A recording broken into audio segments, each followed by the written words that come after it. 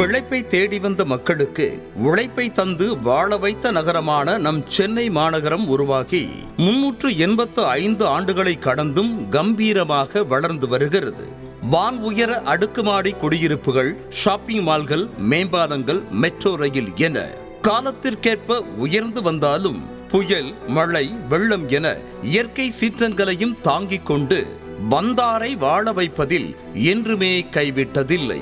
அப்படிப்பட்ட நம் சென்னைக்காக கொண்டாடப்படும் மெட்ராஸ் டே பற்றி இந்த செய்தி தொகுப்பில் காணலாம்.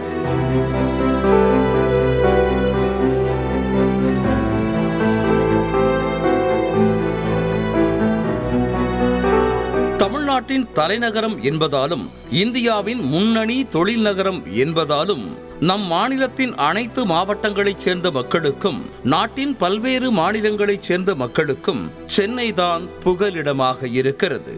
இதனால்தான் தமிழ்நாட்டிலேயே மிகச்சிறிய மாவட்டமாக இருந்தாலும் அதிக மக்கள் வசிக்கும் இடமாகவும் உள்ளது. என்னதான் இருந்தாலும் சென்னையை விட்டு போகும் மனசு வரல. ஏன்னா இங்கே தான் எல்லா ஃபெசிலிட்டிஸும் இருக்குது, ஒர்க்கெலாம் நிறைய க்ரோத் இருக்குது. ஸோ வெளியில் அவங்க ஊர்லலாம் பார்த்தீங்கன்னா க்ரோத் இல்லைன்னு சொல்கிறாங்க. சென்னையில் தான் நிறைய க்ரோத் இருக்குது.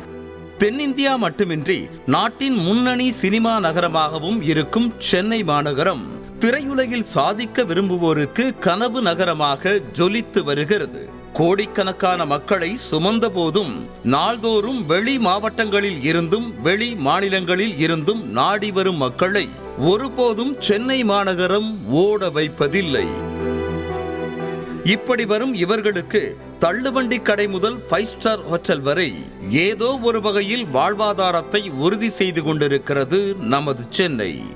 எல்லா ஊர்க்காரர்களுக்கும் சொந்த ஊராகவே மாறிப்போன சென்னை தொழில் ரீதியாகவும் உள்கட்டமைப்பு ரீதியாகவும் தொடர்ந்து வளர்ச்சி அடைந்து வருகிறது. சென்னை இருக்கிறதுலேயே நல்ல நகரம், நல்ல சிட்டி. சென்னை ரொம்ப வளமாக இருக்க, வந்தவர்களை வாழ வைக்கிற இடம் சென்னை.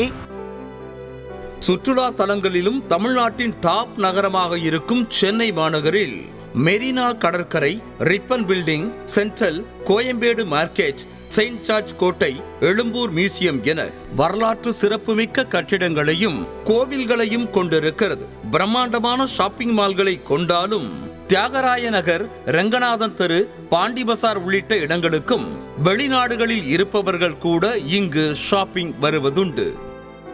சிங்கார சென்னை ஆனாலும் இது lovely Madras, beautiful city, Madras city. நன்னா ஹெவி வண்டர்ஃபுல் ஷாப்பிங் ஸ்பாட் இது. இப்படி சிறப்புகள் பல இருந்தாலும் வெயில், புயல், போக்குவரத்து நெரிசல், வெள்ளம் உள்ளிட்ட பிரச்சனைகளை அடிக்கடி சந்தித்த போதும் இங்கிருக்கும் மக்கள் என்றும் சென்னையை விட்டு கொடுப்பதே இல்லை. எவ்வளவு கஷ்டங்கள் வந்தாலும் வந்தவர்களை அரவணைக்கும் சென்னைக்கு நன்றி தெரிவிக்கும் வகையிலும் அதன் சிறப்புகளை நினைவு கூறும் வகையிலும் ஒவ்வொரு ஆண்டும் மெட்ராஸ் நகரம் உருவான நாளான ஆகஸ்ட் 22ஆம் தேதியை மெட்ராஸ் டேவாக மக்கள் கொண்டாடி வருகின்றனர்.